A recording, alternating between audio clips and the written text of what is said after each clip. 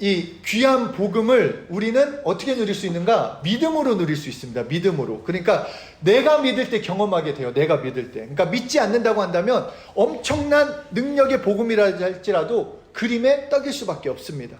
그러니까 믿을 때 나에게 실제가 된다. 이것을 우리가 알아야 합니다. 그런데 이 믿음은 또한 머리가 아니라 마음으로 믿어져야 돼요. 그러니까 머리로 좋은 말씀이야. 이 말씀 너무 좋아. 나 알고 있어. 이렇게 말씀에 동의만 하고 마음으로 믿지 않는다면 그냥 말씀은 또 하나의 지식, 교훈으로 머무를 수밖에 없다라는 것입니다. 그래서 성경은 말씀하시기를 마음으로 믿고 입으로 시인할 때 구원을 얻는다라고 이렇게 알려주고 계십니다. 그래서 성경은 마음에 대해서 이렇게 말씀하십니다.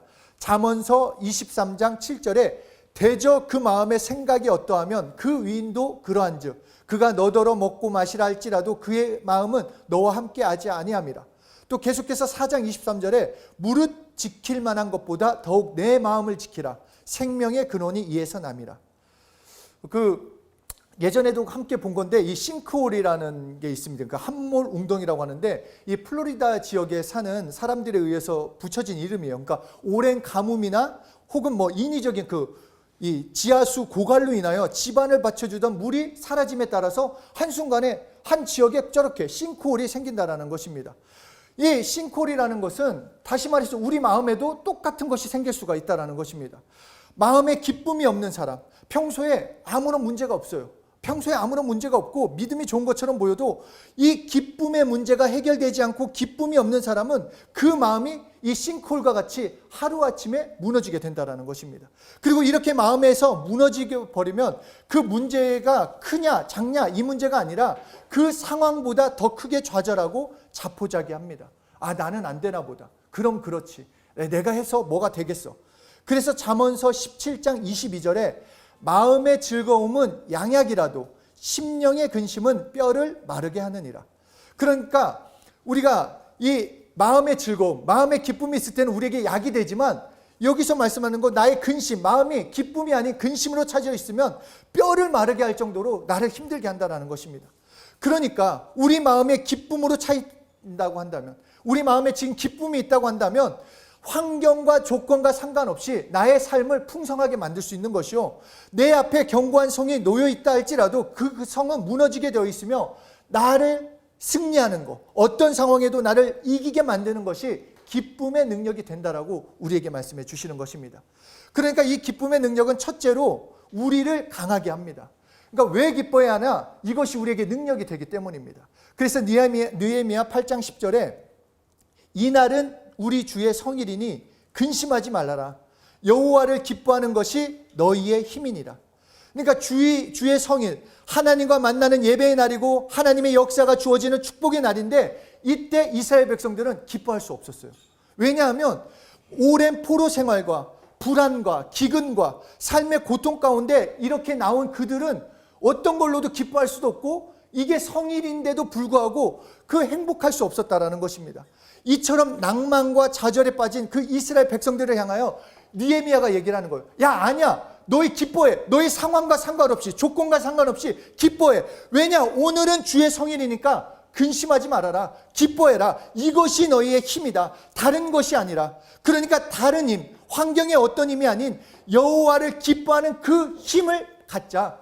그때로서부터 느헤미야와 이스라엘 백성들은 성벽을 재건했고 그 무너진 나라를 다시 세웠다라는 것입니다. 마찬가지로 기쁨을 통해 우리는 우리의 삶을 세워갈 수 있습니다. 이 기쁨의 문제가 해결된다고 한다면 지금 내가 염려하고 있는 거, 걱정하고 있는 거, 근심하고 있는 거, 이것을 뛰어넘는 삶, 무너져 있는 것이 회복되는 놀라운 역사를 경험할 수 있게 되는 것입니다. 둘째로 기쁨의 능력은 우리를 온전케 합니다. 고린도후서 12장 9절에서 10절까지를 보면 내게 이르기를 내 은혜가 내게 족하도다. 이는 내 능력이 약한 데서 온전하여 지미니라 하신지라. 이러므로 도리어 크게 기뻐함으로 나의 여러 약한 것들에 대하여 자랑하리니 이는 그리스도의 능력으로 내게 머물게 하려 함이라. 그러므로 내가 그리스도를 위하여 약한 것들과 능욕과 궁핍과 핍박과 곤란을 기뻐하노니 이는 내가 약할 그때 곧 강함이라. 그러니까 하나님께서는 하나님의 능력이 약한 데에 돼서 온전해진다. 그러니까 다시 말해서 삶이 약하고 좌절되고 고난 가운데 있을지라도 하나님은 그곳에서부터 우리를 온전하게 하기를 원하신다는 것입니다. 그러니까 깨지고 무너진 우리 삶에 소망을 주시는 것, 이적을 통해 하나님의 살아계심과 능력을 하나님은 보게 하신다는 것입니다. 내가 할 수 없다라고 인정하고, 나는 할 수 없어. 나는 나의 시작은, 나의 마지막은 여기, 나는 이렇게밖에 할 수 없어. 그렇게 인정하고 하나님께 맡길 때 하나님의 역사가 시작되고 내 삶은 새로운 삶을 살 수 있다는 것입니다. 그렇게 바울은 자신이 부족하고 연약한 것을 더 크게 기뻐했다고 말을 합니다. 왜냐하면 자신이 약할 때 비로소 그리스도의 능력이 자신에게 머물 것을 알았기 때문입니다.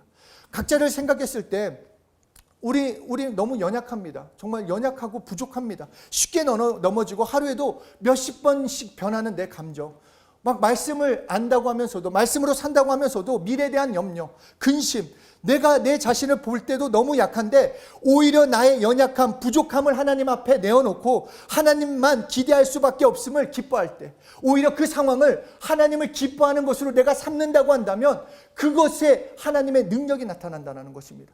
그러니까 나의 끝, 그리고 예수의 시작이 되어야 한다는 거예요. 그러니까 나의 끝이 만나야 한다는 것입니다. 나는 할 수 없구나. 나는 기뻐도 할 수 없는 존재로구나. 그것을 내놓고 시작할 때 예수의 시작이 된다는 것입니다. 그럴 때 하나님이 함께 하시는 예수 그리스도의 능력으로 말미암아 우리가 강해지고 더욱 온전해진다라고 말씀하고 있는 것입니다. 그래서 예수님은 요한복음 15장 11절에 내가 이것을 너희에게 이름은 내 기쁨이 너희 안에 있어 너희 기쁨을 충만하게 하려 함이라.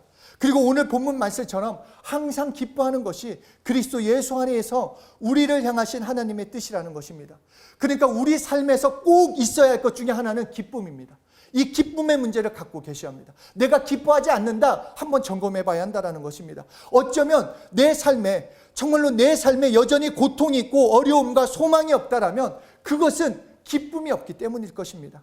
문제는 어떤 고난이 닥쳤기 때문이 아니라 나의 삶에 문제가 생겼기 때문에 기쁨이 없는 것이 아니라 어려움이 실패의 문제가 아니라 결국은 그 기쁨의 문제, 예수 믿는 자들에게는 예수님이 십자가에서 죽으심으로 모든 문제를 해결하셨기 때문에 우리는 결국 그 문제를 해결받을 수 있는데 여전히 해결받지 못하고 있다고 한다면 그것은 어쩌면 기쁨의 문제를 우리가 그냥 넘겨버렸을 수도 있다는 것입니다. 그래서 우리는 이 기쁨의 문제를 해결해야 하고 이 기쁨을 누려야 하는데 항상 기뻐해야 한다. 항상 기뻐해라. 그런데 이게 오늘 본문 그랬잖아요. 항상 기뻐해라, 쉬지 말고 기도해라, 범사에 감사하라. 물론 모든 사람이 그렇지는 않겠지만 이 세 가지, 그러니까 항상 기뻐해라, 쉬지 말고 기도해라, 범사에 감사하라. 이 세 가지 중에 가장 어려운 게 뭔 것 같아요? 각자가 생각했을 때 나에게 이 세 가지 중에 그래도 특별히 나에게 어렵다. 항상 기뻐해라, 쉬지 말고 기도해라. 쉬지 말고 기도해라가 맞아요. 다 어려운데 그 중에서 각자 이거 쉬지 말고 기도해라. 이게 그렇구나. 쉬지 말고 이거 내가 생각이 나. 저는 항상 기뻐하라 했어요. 항상 기뻐하라. 왜냐하면 진짜 어려운 일이 생기면 기도하게 돼요. 진짜 어려운 일이 생기면은 아버지라도 찾게 돼요. 이게 그러니까 우리가 매일 기도해야 한다라는 기도 시간 채워야 한다는 그것 때문에 부담감 때문에 그럴지 모르는데 진짜 어려운 일이 생기면 누가 말하지 않아도 하나님 도와주세요. 나 이 문제 어떻게 해야 하나 이게 기도하게 돼요. 감사도 마찬가지예요. 그냥 이런 거 있잖아.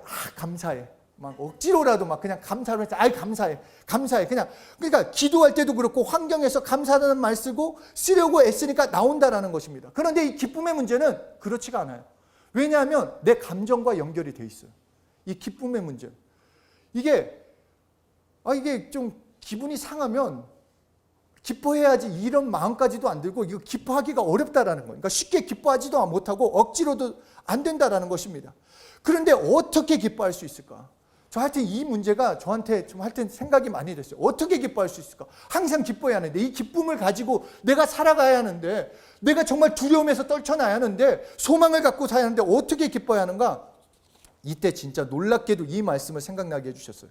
요한복음 16장 23절 24절에 그날에는 너희가 아무것도 내게 묻지 아니하리라. 내가 진실로 진실로 너희에게 이르노니 너희가 무엇이든지 아버지께 구하는 것을 내 이름으로 주시리라. 지금까지는 너희가 내 이름으로 아무것도 구하지 아니하였으나 구하라. 그리하면 받으리니 너희 기쁨이 충만하리라. 예수 이름으로 구하면 응답을 받는데 그 응답을 통해서 우리에게 기쁨을 주신다라는 거예요. 이전과 다른 기쁨. 완전히 다른 기쁨, 하늘의 기쁨을 주신다라는 거예요. 예수 이름으로 구하기만 하면 너희 분명히 맞게 되는데 그것을 통해서 기쁨이 차고 넘친다라는 것입니다. 그러니까 예전에는 제가 앞부분만 예수 이름으로 구하면 무엇이든지 주시리라 여기에만 제가 포인트를 뒀다고 한다면 그것을 통해서 너희 기쁨이 충만하게 된다라는 거예요. 너희 기쁨이 충만하게 된다. 베다니 나사로의 집에 죽음이 찾아왔습니다. 나사로는 실제로 죽었어요. 그리고 정말 이제 썩은 냄새가 나가지고 어떻게 할지 정말 일어날 수 없는 절망적인 그 순간에 예수님께서 죽은 나사로를 살리셨어요. 그러자 그 슬픔의 자리가 한순간에 기쁨의 자리로 바뀌었어요. 예수님을 찾아왔던 예수님의 구원자들, 병들고 귀신 들고 자신의 삶을 비관하고 사회에서 인정받지 못하는 그런 사람들이 예수님께 나와 예수님께 치료받고 예수님께 응답받고 예수님의 회복을 경험하자 그 망하고 소망 없던 그 자리가 한순간에 기쁨의 자리가 되었다는 것입니다. 마찬가지예요. 우리의 기쁨의 자리를 어떻게 만들 수 있는가? 내 자리를 예수 이름으로 기도해서 응답의 자리로 만들면 우리는 기쁨으로 바뀐다는 거예요. 누리면 되는 거야. 베드로와 요한이 성전 미문에 앉아있던 안전뱅이를 예수 이름으로 일어나 걸으라고 했어요. 예수님이 승천하시고 나서 이제 성령이 임하시자 그 이름을 가지고 예수님이 함께 하시는 역사가 그때로부터 나타나는데 그 첫 이적이 베드로와 요한이 나가서 그 안진뱅이에게 예수 이름으로 일어나라 명령했더니 일어났어요. 실제로 일어났다라는 거예요. 그러니까 걷기도 하며 뛰기도 하며 세상이 줄 수 없는 기쁨이 충만해서 그 안진뱅이가 마음껏 하나님을 찬양했다라는 것입니다. 그래서 하나님이 우리에게 말씀하시는 것, 예수 이름으로 기도하면 분명히 응답받는다. 그리고 그 응답을 통해서 이 세상이 줄 수 없는 내 삶을 회복시키는 그 놀라운 기쁨이 우리에게 차고 넘친다라는 것입니다. 그래서 저는 오늘 본문 내용을 따로따로 생각하는 것이 아니라 항상 기뻐해라. 기뻐하기 위해서 기도해야 하며 기도하면 예수 이름으로 응답이 있기에 그 응답으로 감사가 넘치는구나. 그리고 이것이 비로소 성령 충만이구나. 따로 분리되어 있는 것이 아니라 기쁨의 문제, 감사의 문제, 기도의 문제, 성령 충만의 문제가 결국 하나로 뭉쳐지는데 바로 예수 이름을 부르고 예수 이름을 구하며 나갈 때 그 기쁨을 누리게 된다는 것입니다. 나사로가 살아난 것도 예수님이 거기 계셨기 때문에 살아났습니다. 각색 병든 자들 치료받은 것도 예수님이 그 앞에 예수님께 나와 예수님께 구했기 때문에 예수님의 치료하심의 역사가 나타났다는 거예요. 가나안 포도주, 오병이어 모든 사건들은 바로 예수님과 함께 있었기 때문에 예수님이 거기 역사하셨기 때문에 누렸다는 거예요. 마찬가지로 오늘 예수님과 함께 역사를 누가 누리는가? 예수 이름을 부르면 내가 시행하리라고 예수님이 말씀하셨어요. 그러면 너희 기쁨이 충만하리라 라고 우리에게 약속하셨다는 것입니다. 그러니까 누가 오늘 기쁨을 누릴 수 있는가? 예수 이름으로 구하는 자예요. 응답은 하나님이 주시는 거니까. 그러면 하늘의 기쁨이 넘친다는 것입니다. 제가 한 달 전에 저희 집주인에게 연락이 왔어요. 그 전에 간증을 했었잖아요. 저희 집이 이제 상가 건물인데 이 아래층에 사무실인데 물이 샌다라는 거, 물이 샌다. 그래서 여러 명의 막 업자가 와가지고 막 이것도 알아보고 저것도 알아보는데 안 된대요. 저희 이제 거실 아래쪽이 새니까 이거를 다 뜯어내야 한대요. 그러니까 이 주인이 이제 아무래도 이사를 해야 할 것 같다 이런 연락이 왔어요. 얼마 전까지만 해도 살고 싶을 때까지 살라고 해놓고 너무 막 깝깝한 거예요. 어디로 가야 하는지. 그래서 막 거의 한 달 주말만 되면은 막 송영재 사모랑 계속 집 알아보러 다녔어요. 막 여기도 가보고 저기도 가보고 막 이 부동산, 이 동네 부동산은 대부분 가본 것 같아요. 막 열심히 막 찾아봤어요. 그런데 어떻게든지 막 하여튼 저희 형편에 갈만할 수 있는 집이 없었어요. 그리고 그래 이거 어쩔 수 없다. 우리 대출이라도 받아보자 했더니 직업이 뭐냐요? 목사요 했더니 대부분 하는 얘기 그거예요. 안 나온대요. 목사 그 정도 가지고는 나올 수가 없대요. 정말 마음이 안 편했어요. 정말 너무너무 안. 그런데 그때 이 말씀을 깨닫게 된 거예요. 이 말씀을.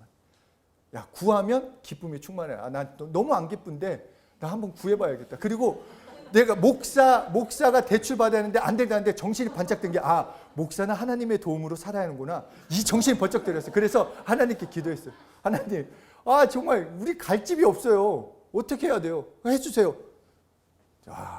그 기도가 끝나자마자 다 한우 만에 지난주 수요일 날 너무 좋은 집이 구해졌어요. 정말 나중에 어떻게 제가 보여주면은 목사가 이런 데 살아도 되면 할 정도로 너무 좋은 집이었고 제가 초대하기가 좀 곤란한데 하여튼 너무 좋은 집이에요. 너무 좋은 집. 그리고 막 집주인이 어떻게든지 들어왔으면 좋겠다고 막 가격을 스스로 막 낮춰요. 막 우리가 낮추라고 한 것도 아니라 자기가 낮추겠대요. 들어오라고. 정말 하루 만에. 그래서 그것을 통해서 집을 구했구나. 이게 좋았겠습니까? 아니면 하나님이 내 기도에 응답하셨구나. 이게 좋았겠습니까? 1, 2번. 맞아요. 1, 2번 다 좋았는데 저는 딱 그 연락을 받고 나서 하나님이 내 기도에 응답하시는구나. 근데 그 기쁨에 딱 들어오는 순간부터 세상이 다르게 보였어요. 정말 세상이 너무 다 다르게 보였어요. 여전히 내 형편은 그대로인데 하나님이 책임져 주시는구나. 하나님이 주시는 이 기쁨, 행복, 소망, 이것이 너무 가득 찼다라는 것입니다. 그리고 나서 이 복음의 지경까지도 넓혀 주셨어요. 우리 어제도 성경 공부를 호주, 필리핀, 한국 이렇게 세 나라 친구들이 함께 했었고, 그리고 구체적으로 우리 성도들하고도 지난번에 나눴지만 개척을 해야겠다. 필리핀 땅에. 근데 이런 것들이 지금 일사천리로 돕는 자들이 넘쳐나고, 하여튼 구체적인 게 계획이 나오면 또 이렇게 전달하도록 하겠습니다. 기쁨이 넘치자, 하늘이 주시는 그 기쁨이 넘치자 하나하나 열리는 거가, 그러니까 열려 있는데 제가 못 본 것 같아요. 이미 열려 있는데 하나님이 열어놓으셨는데 그 기쁨의 문제가 없으니까 늘 답답하고 막혀 있다라고 생각했는데 그 기쁨의 문제가 해결이 되니까 열린 문들이 보였다라는 거예요. 하나님이 열어주신 것을 알게 되었다라는 것입니다.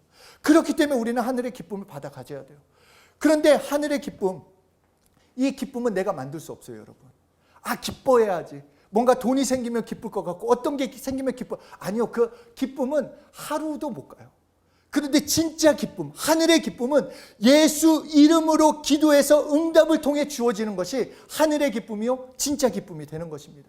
그때 내 마음에 기쁨이 넘치는 거예요. 그리고 내 환경을 이겨낼 수 있다는 것입니다. 정말 하늘에 주시는 그 기쁨 다 누릴 수 있어요. 이미 다 열어놓으셨어요. 여러분을 향한, 그래서 그렇잖아요. 오픈 더 퓨처라고 하잖아요. 다 열려 있어요. 저녁이 되고 아침이 되니 이게 하나님의 방법이에요. 여러분, 예수님의 십자가의 그 공로로, 부활하심으로 예전에 저주받은 것들, 망하게 된 것들, 이제 실패했던 모든 것은 다 끝났어요. 이제 예수님과 함께 승리의 삶을 살 수 있는데 누가 그 승리의 삶을 사는가? 예수 이름을 이제 구하는 자, 내가 시행하리니 너에게 기쁨이 차고 넘치리라. 그 기쁨으로 살 수 있다는 것입니다. 구하면 돼요. 우리의 역할은 이제. 구하면 응답은 예수님이 해주시고, 그리고 우리는 기뻐만 하면 되는 거예요. 그러니까 예를 들어서 얘가 너무 세속적이지만 그냥 카드 제가 세결이는 안 그런데 이 은결이는 진짜 카드를 딱 주면은 눈탱이를 맞아요. 물 사러 갔다고 했다가 물을 몇십 개를 사는지 몰라요. 가격이 그래요. 그러니까 근데 그거 사고 나서 걔는 아주 기쁨이 충만해요. 자기 거 샀으니까. 마찬가지예요. 예수 이름을 주셨잖아요. 긁으래요. 그러면 너희 기쁨이 충만하리라. 긁는 거 아니에요. 예수 이름으로.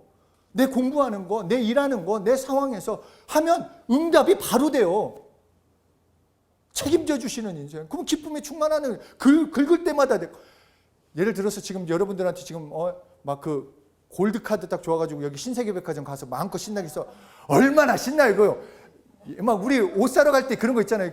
상표 살짝 보면서 이게 얼마짜리인가 이런데 그냥 그런 거 보지 않고 그냥 싹싹 긁으면 얼마나 그 기쁨이 충만하게. 모든 거 마찬가지예요. 내 삶에서 하나님이 책임져 주시는 인생, 응답을 통해서 기쁨을 누릴 수 있는데 예수 이름으로 구하기만 하면 되는 거예요. 우리의 역할은 카드 긁듯이. 그러면 지불은 하나님이 해주시는 거예요. 예수 이름으로. 정말 그러면 그 기쁨, 삶을 사는 자유, 행복을 누릴 수 있다는 것입니다. 정말 하나님이 주시는 그 기쁨, 그 기쁨은 세상을 능히 이기게 만듭니다. 우리 정말 예수 이름으로 구합시다. 그리고 응답을 누립시다. 그래서 기쁨이 충만한 것이 무엇인지 하늘의 기쁨으로 오늘의 모든 일들을 정말로 감사함으로 그리고 기도로서 이겨나가시는 한 분 한 분이 되시길 예수 이름으로 축복합니다.